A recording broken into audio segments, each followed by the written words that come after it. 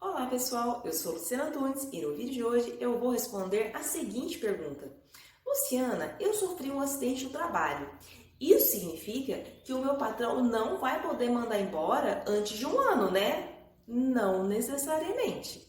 Quais são os requisitos para ter uma estabilidade acidentária, que é aquela estabilidade em razão de um acidente do trabalho? Primeiro requisito, você tem que ter um afastamento superior a 15 dias e você tem que receber um auxílio-doença acidentário. Esses são os dois requisitos em regra. Mais para frente eu vou falar sobre uma exceção. Então vamos exemplificar para facilitar. Luciana, o Joaquim sofreu um acidente de trabalho e ele ficou afastado 10 dias. Pronto, já não vai ter estabilidade, porque é inferior a 15 dias.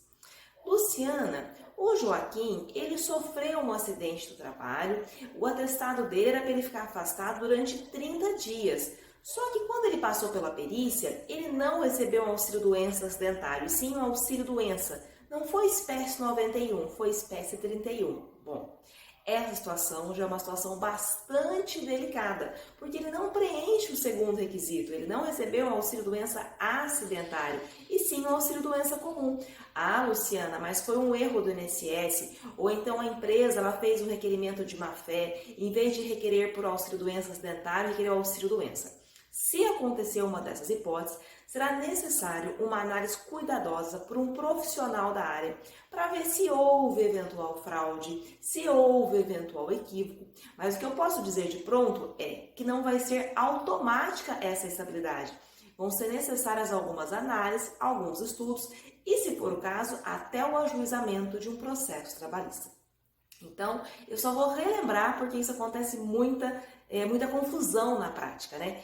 Quais são os requisitos para ter direito a uma estabilidade acidentária, uma estabilidade em razão de um acidente de trabalho?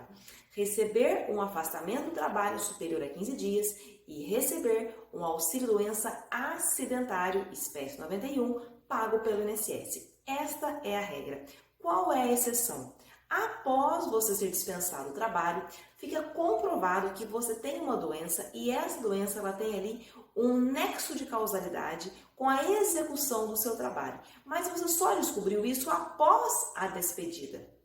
Neste caso, você também poderá ter direito a uma estabilidade acidentária, mas eu friso para vocês que essa não é uma prova tão simples de ocorrer, porque tem que ficar muito claro, através de atestado e através de perícias, se for o caso, que realmente aquela doença ela tem um nexo causal com a execução do seu trabalho. Há essa possibilidade, é uma possibilidade excepcional, exige uma prova muito bem elaborada, mas ela existe. Ok, Luciana, e essa estabilidade, qual é o período dela?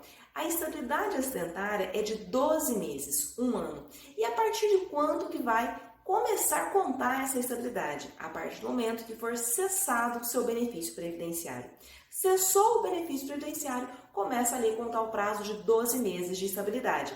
Cessado o prazo de 12 meses, você poderá ser dispensado. Isso pensando só do ponto de vista da estabilidade, que pode ser que você tenha adquirido outra estabilidade, vamos supor que é uma empregada e que ela tenha ficado grávida, gestante, vamos supor que alguém que faça parte da CIPA, enfim. Mas trabalhando apenas com a hipótese da nossa estabilidade acidentária, 12 meses após a cessação do benefício previdenciário, poderá ser dispensado, porque a estabilidade já vai ter cessado.